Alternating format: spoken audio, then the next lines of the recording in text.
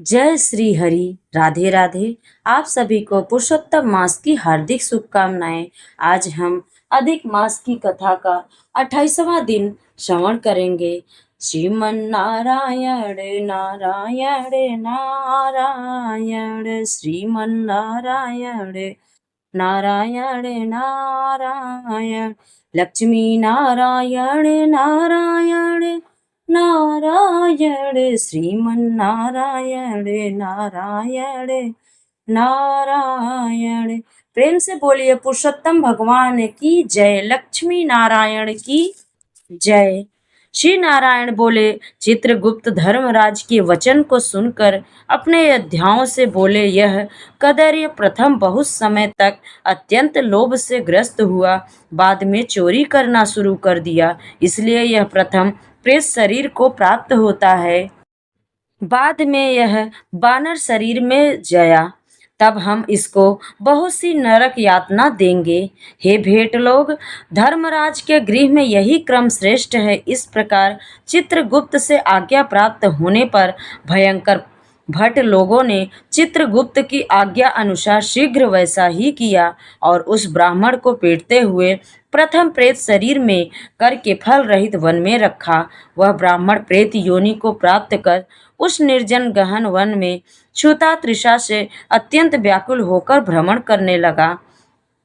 प्रेत योनि में होने वाले दुख को भोग कर बाद फलों के चोरी करने में होने वाली वानर योगी को गया। सुंदर शीतल जल और छाया फल पुष्प से युक्त जम्बू खंड के मनोहर सुंदर कालउंजर पर्वत पर वहां इंद्र से बनाया हुआ उत्तम कुंड है। मानसरोवर के समान पवित्र सत्पुरुषों से सेवित, पापों का नाश करने वाला, देवताओं को भी दुर्लभ मृग तीर्थ नाम से प्रसिद्ध था, जिसमें श्रद्धा करने से पितर लोग सदगति को जाते थे। वहां पर देवता लोग दैत्यों के भय से मृग होकर निरंतर भय स्नान करते हैं, इसलिए विद्वान लोग उस कुंड को मृग तीर्थ कहते हैं। मनुष्य शरीर को प्राप्त कर यह ब्राह्मण वहां पर फलों के चोरी करने के पाप से प्रथम वानर शरीर को प्राप्त हुआ। नारद मुनि बोले, त्रिलोक को पवित्र करने वाले रमणीय मृग तीर्थ में पाप कोटि से युक्त वह दुष्ट बानर कैसे वास करता हुआ। हे नाथ, हे तपोधन, मेरे मन के संदेह को काटो, क्योंकि आपके समान गुरुजनों का अपने शिष्य के विषय में कभी भी गोप्य नहीं होता। सूत जी बोले, हे विप्रलोक, इस प्रकार नारद मुनि से प्रेरित होने पर अत्यंत प्रसन्न तपोनिधि नारायण भगवान नारद मुनि का सत्कार करते हुए बोले, कोई चित्रकुंडल नाम का महान वैश्य था। पतिव्रत धर्म में परायणा तारका नाम की उसकी वैश्य स्त्री थी। उन दोनों ने भक्ति से पवित्र पुरुषोत्तम मास का व्रत किया।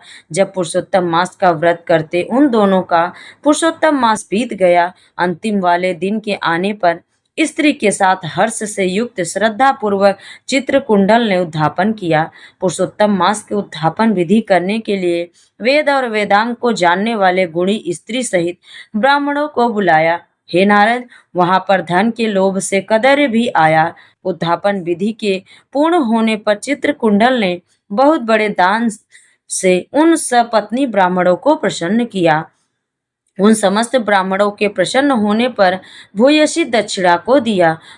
उस दी हुई भूयसी दक्षिणा से प्रसन्न अन्य ब्राह्मण गृह को चले गए, परंतु अत्यंत लोभी कदर्य उस वैश्य चित्रकुंडल के सामने रोता हुआ खड़ा हो गया और विनय से नम्र होकर गदगद वाणी से बोला, हे चित्रकुंडल, हे वैशेष, हे भक्त भागवत के सूर्य, आपने पुरुषोत्तम मास का व्रत विधि से अच्छी तरह किया। इस तरह पृथ्वी तल में कहीं पर किसी ने नहीं किया। आप कृतार्थ हो, सर्वथा भाग्यवान हो, जो तुमने परम भक्ति से पुरुषोत्तम भगवान का सेवन किया।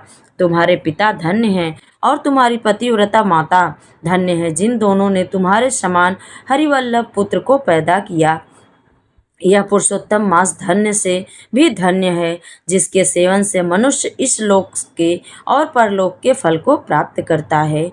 हे विंशापते, तुम्हारी इस पूजा को देखकर मैं चकित हो गया। अहो, तुमने बहुत बड़ा काम किया, इसमें संदेह नहीं है।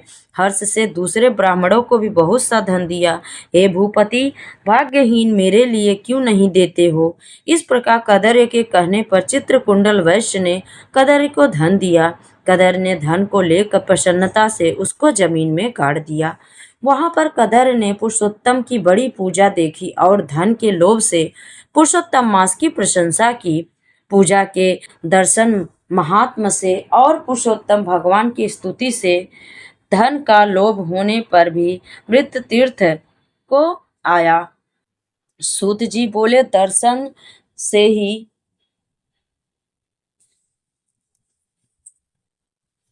स्तुति से धन के लोभ करने से भी दुष्ट वानर को उत्तम तीर्थ का सेवन हुआ। हे द्विजलोभ, श्रद्धा से आदर पूर्वक पुरुषोत्तम देव के दर्शन और स्तुति में तत्पर सपत्नी के पूर्ण का क्या कहना। नारद मुनि बोले, हे ब्राह्मण, सुंदर वृक्षों से सुशोभित सुंदर शीतल जल वाले मनोहर घनी छाया वाले वन में उसके रहने का कारण क्या है, सो आप मुझसे कहिए।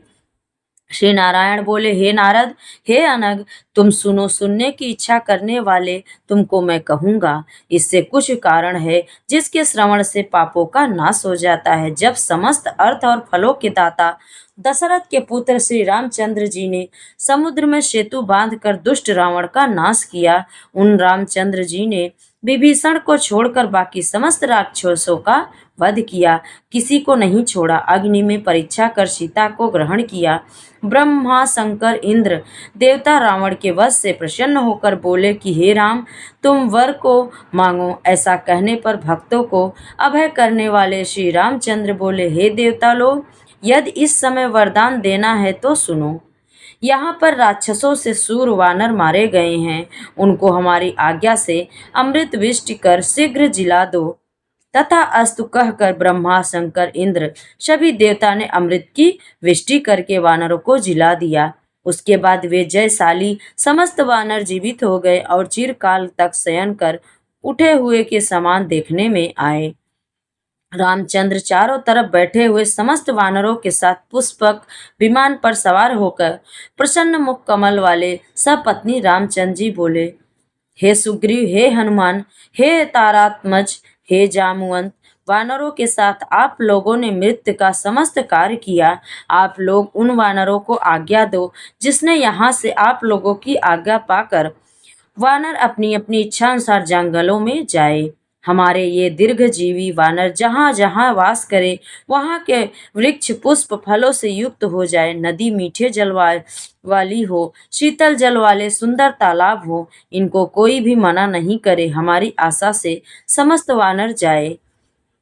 इसलिए श्री रामचंद्र के प्रभाव से जहाँ वानर जाति के लोग वास करते, वहाँ वन में मीठे जलवायु, नदी और सुंदर तालाब होते हैं।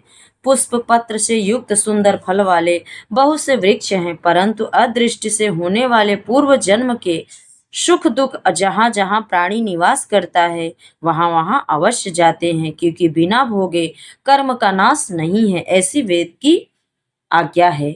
श्री नारायण बोले, फिर वहां पर यह लालची वानर पर्वत के समान बढ़ता हुआ भूख प्यास से युक्त पीड़ित वन में विचरण करने लगा। उसके मुख से पित्त के प्रकोप से पीड़ा उत्पन्न हुई, जो उसका जन्म का रोग था। जिस पीड़ा से मुख के घावों के दिन रात रुधिर बहा करता है, अत्यंत पीड़ा के साथ कुछ भी भोजन नहीं कर सकता था, वह वानर चंचलतावश वृक्षों में से उत्तम फलों को तोड़कर मुख के पास ले जाकर बहुत से फलों को जमीन में गिरा दिया करता था। वह वानर पीड़ा के कारण कहीं भी एक स्थान पर बैठने में असमर्थ था।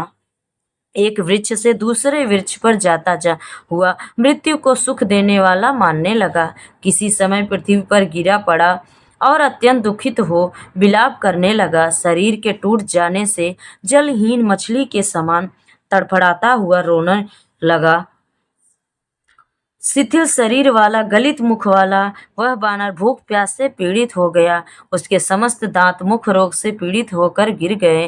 पूर्व जन्म के कृत पाप से इस तरह दुख को प्राप्त हुआ। इस प्रकार नित्य प्रत निराहार रहते हुए वानर को देव योग से श्री पुरुषोत्तम मास आया। उस पुरुषोत्तम मास में भी उसी प्रकार शीतलवान से पीड़ित रहा। किसी समय बहुल पक्ष में गहन वन में विचरण करता हुआ प्यासा वानर कुंड के पास पहुंचने पर भी जलपान करने को असमर्थ नहीं हुआ। भूख से युक्त भी चपलता से वहां से ऊंचे वृक्ष के ऊपर चढ़ गया। एक वृक्ष से दूसरे वृक्ष पर जाते हुए उसके बीच में एक कुंड आ पड़ा। बहुत दिनों से निराहार, शिथिल इंद्रिय और जंजर शरीर वाला, निर्बल शिथिल प्राण वाला कुंड के तट भाग में आया। इस प्रकार 10वीं तिथि से 4 दिन तक वानर को पुरुषोत्तम मास में उस कुंड में लोटपोट करते बीत गए। 5वें दिन के आने पर मध्याह्न काल में उस तीर्थ में जल से भीगा शरीर वाला वानर प्राण से रहित होकर गिर गया और उस देह को त्याग कर, पापों से रहित होकर तत्काल दिव्य आभूषणों से भूषित दिव्य देह को प्राप्त किया, जो कि नील कमल के दल के समान श्याम वर्ण, करोड़ों कामदेव के समान सुंदर, चमकते हुए रत्नों से जड़ित किरीटधारी, सुंदर शोभमान मत्स्य कुंडल वाला, शोभमान पवित्र पीत वस्त्रधारी, कमर में रत्नों से जड़ित मेखला वाला, शोभमान बाजूबंद कंकड़ अंगूठी हार से सुशोभित, नीलकंठ के टेढ़े चिकने बालों से आवित्र सुंदर मुख था। उसी समय शीघ्र वहां वैष्णव से युक्त विमान आया, जिसमें भेरी, मृदुंग, पटक, वेणु, वीणा का महान शब्द हो रहा था और देवांगनाओं का नाच हो रहा था। गंधर्व किन्नर के सुंदर गान हो रहे थे। ऐसे उस विमान को महाभाग द्विदेही धारी वानर देखकर अत्यंत विस्मय को प्राप्त होकर कहने लगा कि पातकी, मेरे को यह सुख कैसे हुआ? यह विमान सुख बड़े पूर्ण आत्मा को ही होना चाहिए। इसके बाद कोई देवांगना उसके ऊपर चंद्रमा के समान श्वेत का छत्र को धारण करती हुई, कोई 2 अप्सराएं हर्ष से उसको दोनों तरफ चामर को डुला रही हैं, कोई हाथ से पान लिए खड़ी हैं और उसके सामने अप्सराएं नाच कर रही हैं, कोई गंगा जल से भरी हुई झारी को लिए खड़ी है, कोई उसके सामने खड़ी गाने बजाने में तत्पर हैं। इस प्रकार उस वैभव को देखकर चित्र में बने हुए ये समान निश्चल हो गया। यह क्या है? मुझ दृष्ट पातकी को किस पूर्ण से यह सब प्राप्त हुआ? मेरा कुछ भी पूर्ण नहीं है जिससे मैं हरि भगवान के परम पद को जाऊं। श्री नारायण बोले। इस प्रकार तर्क करते हुए कदर ने सुख का बहुत बड़ा खजाना दिव्य विमान को सामने देखकर आश्चर्य किया। बाद में हरि भक्तों ने उस कदर का हार्दिक अभिप्राय जानकर उसके सामने विनयपूर्वक हाथ जोड़कर उसके चरणों में नमस्कार कर वानर शरीर को त्यागे हुए उस कदर को सुंदर वचन कहा। तो ये रही आज की पुरुषोत्तम मास की कथा। आप सभी को कथा अच्छी लगे तो लाइक, शेयर और चैनल को सब्सक्राइब जरूर करें। कमेंट में जय लक्ष्मी नारायण जरूर लिखे, जय पुरुषोत्तम भगवान की जरूर लिखे। जय हो, बोलो पुरुषोत्तम भगवान की जय।